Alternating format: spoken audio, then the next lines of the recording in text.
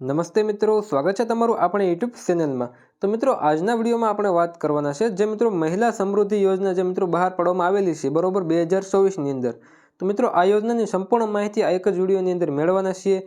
જેમ કે કેટલી સહાય મળવાપાત્ર રહેશે આ યોજનાની અંદર, કુલ કેટલી સહાય મળવાપાત્ર રહેશે, ત્યારબાદ મિત્રો વાત કરીએ તો કોને કોને લાભ મળવાપાત્ર રહેશે, આ યોજનાની અંદર ભાગ લેવા માટે મિત્રો કયા કયા ડોક્યુમેન્ટ જરૂર પડશે બરોબર, અરજી કરવા માટે કયા કયા ડોક્યુમેન્ટની જરૂર પડશે। ત્યારબાદ મિત્રો વાત કરીએ તો આ અરજી કઈ જગ્યાએ કરવાની રહેશે બરોબર, તમારે કઈ વેબસાઇટની અંદર ઓનલાઈન અરજી કરવાની રહેશે કે ઓફલાઈન અરજી કરવાની રહેશે, તો તેની સંપૂર્ણ માહિતી આપણે આ એક જ વિડીયોની અંદર મેળવવાના છીએ। તો વિડીયોને છેલ્લે સુધી જોવા વિનંતી છે અને જો તમે અમારી યુટ્યુબ ચેનલની અંદર નવા હોય તો મિત્રો ચેનલને સબસ્ક્રાઇબ કરી બેલ આઇકોનને ઓન કરી દેજો, જેથી આવનારા વિડીયોની નોટિફિકેશન તમને સૌથી પહેલાં જોવા મળે। અને મિત્રો આપણું એક વોટ્સએપ ગ્રુપ પણ બનાવેલું છે, જો તમે અત્યાર સુધી જોઈન ન કર્યું હોય તો મિત્રો જોઈન પણ કરી લેજો, જેની લિંક તમને આ વિડીયોના ડિસ્ક્રિપ્શનમાં મળી જશે। અને મિત્રો વિડીયો પસંદ આવે તો વિડીયોને એક લાઇક કરી દેજો। તો મિત્રો વધારે સમય નથી લેતા, વિડીયોની શરૂઆત કરીએ। તો મિત્રો આપણે સૌથી પહેલાં વાત કરીએ તો આ યોજના જે છે તે મિત્રો મહિલાઓ માટે બહાર પાડવામાં આવેલી છે। અને વાત કરીએ તો વિચરતી અને વિમુક્ત જાતિની મહિલાઓ માટે મિત્રો આ યોજના બહાર પાડવામાં આવેલી છે। ત્યારબાદ મિત્રો વાત કરીએ તો વિચરતી અને વિમુક્ત જાતિઓની મહિલાઓ માટે સ્વરોજગારી ઊભી કરવા માટે લક્ષ્યાંક જૂથની મહિલાઓ તથા સ્વતંત્ર વ્યવસાય કરતી મહિલા ઉદ્યોગ સાહસિકોને લઘુ ધિરાણ યોજના મિત્રો આ ચલાવવામાં આવે છે બરોબર, એટલે કે લોન યોજના બહાર પાડવામાં આવેલી છે। ત્યારબાદ મિત્રો વાત કરીએ તો આ યોજના હેઠળ મહિલા લાભાર્થી પોતાની પસંદગીનો ધંધો અથવા તો મિત્રો વ્યવસાય શરૂ કરી શકે છે। જે મહિલાઓ પોતાનો વ્યવસાય શરૂ કરવા માંગતા હોય બરોબર, તે મિત્રો આ યોજના મારફત લોન લઈને પોતાનો વ્યવસાય શરૂ કરી શકે છે। ત્યારબાદ મિત્રો વાત કરીએ કુલ કેટલી લોન આપવામાં આવે છે બરોબર, અને લોન મેળવવા માટેની પાત્રતા એટલે કે લોન કેવી રીતે મેળવવી અને કોને કોને આ લોન મળશે। ત્યારબાદ ઉંમર મર્યાદા કેટલી હોવી જોઈએ અને વાર્ષિક આવક કેટલી હોવી જોઈએ। તો મિત્રો તેની અંદર વાત કરીએ તો સૌથી પહેલાં તો અરજદાર વિચરતી કે વિમુક્ત જાતિના મહિલા હોવા જોઈએ બરોબર, જે અરજી કરવા માગે છે તે મહિલા હોવા જોઈએ અને વિચરતી અને વિમુક્ત જાતિના હોવા જોઈએ। જે મહિલાઓ આ જાતિના હશે બરોબર, તેમને આ યોજનાનો લાભ મળવાપાત્ર રહેશે। ત્યારબાદ મિત્રો વાત કરીએ તો તારીખ 1/4/2018થી આવકની પાત્રતામાં કુટુંબની વાર્ષિક આવકની મર્યાદા 3 લાખ સુધીની રહેશે બરોબર, જે તમારે ખાસ ધ્યાનમાં રાખવાનું છે। ત્યારબાદ આગળ વાત કરીએ તો જેમાં 1.50 લાખ એટલે કે 1.5 લાખ સુધીની વાર્ષિક આવક ધરાવતા કુટુંબો માટે ધિરાણની કુલ રકમના ઓછામાં ઓછા 50% રકમ ફાળવવામાં આવશે બરોબર। તો મિત્રો તમારે આ પણ ધ્યાનમાં રાખવાનું છે, 50% જે છે તે મિત્રો તમને રકમ ફાળવવામાં આવશે બરોબર। ત્યારબાદ મિત્રો આપણે ઉંમર મર્યાદાની વાત કરીએ કે કુલ કેટલી ઉંમર હોવી જોઈએ બરોબર, ઓછામાં ઓછી અને વધુમાં વધુ બરોબર। તો મિત્રો તેની અંદર વાત કરીએ તો અરજદારની ઉંમર અરજીની તારીખે ઓછામાં ઓછી 21 વર્ષ બરોબર, જ્યારે તમે અરજી કરો છો બરોબર ત્યારે 21 વર્ષ પૂરા થઈ ગયેલા હોવા જોઈએ, એટલે કે 21 વર્ષ ઓછામાં ઓછા તમારે 21 વર્ષ હોવા જોઈએ અને વધુમાં વધુ મિત્રો તમારે 50 વર્ષ હોવા જોઈએ બરોબર। અને જો 50 વર્ષથી ઉપર રહેશે બરોબર તો આ યોજનાની અંદર લાભ મળવાપાત્ર રહેશે નહીં, જેનું તમારે ખાસ ધ્યાનમાં રાખવાનું છે।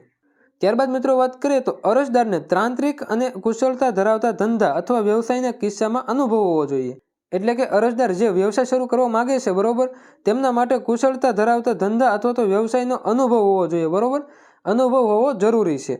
ત્યારબાદ આપણે આગળ વાત કરીએ તો અરજદારે લોન મેળવવા માટે યોગ્ય જામીન આપવાના રહેશે બરોબર, તો આ પણ મિત્રો તમારે ખાસ ધ્યાનમાં રાખવાનું છે। તો મિત્રો આટલી લોનની પાત્રતા છે બરોબર, ઉંમર મર્યાદા જોઈ આપણે, ત્યારબાદ મિત્રો કેટલી આવક હોવી જોઈએ વાર્ષિક આવક, તો મિત્રો તે પણ આપણે જોયું। તો મિત્રો આ રીતે તમારે જે છે તે મિત્રો આટલી પાત્રતા હોવી જોઈએ।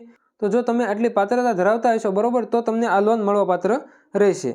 ત્યારબાદ મિત્રો વ્યાજની વાત કરીએ બરોબર, વ્યાજ કેટલા ટકા રહેશે બરોબર, તો તેની અંદર વાત કરીએ તો 4% તમારે વ્યાજ રહેશે બરોબર, જે વાર્ષિક વ્યાજ છે।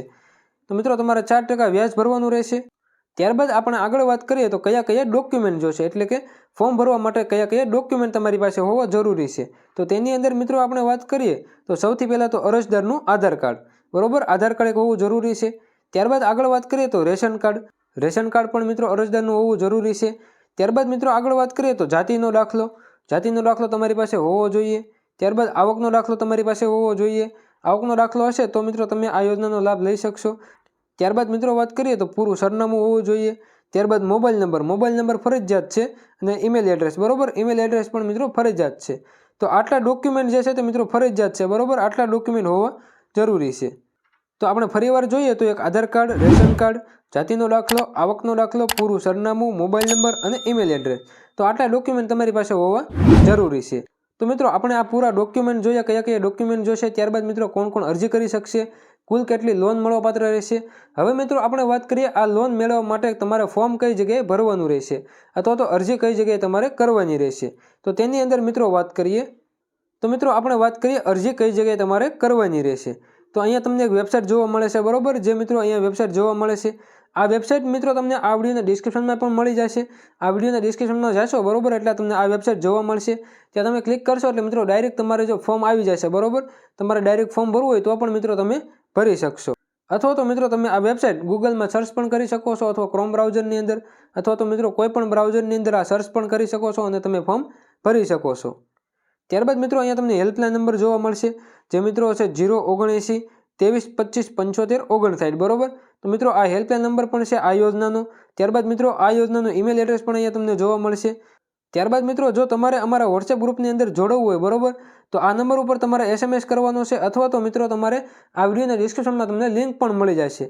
અને જો તમને ડિસ્ક્રિપ્શનમાં જતા ન આવડે બરોબર, તો આ નંબર અહીંયા તમને આપેલો છે.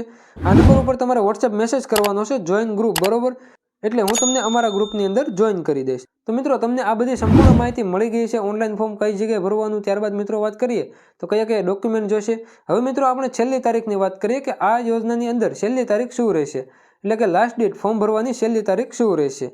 તો મિત્રો ફોર્મ ભરવાની છેલ્લી તારીખ છે તો મિત્રો અહીંયા તમે જોઈ શકો છો અરજી કરવાની છેલ્લી તારીખ 29/2/2024 મિત્રો છેલ્લી તારીખ છે. ફોર્મ ભરવાની છેલ્લી તારીખ છે, ઓનલાઈન અરજી કરવાની છેલ્લી તારીખ છે. તો મિત્રો આ તમારે ધ્યાનમાં રાખવાની છે.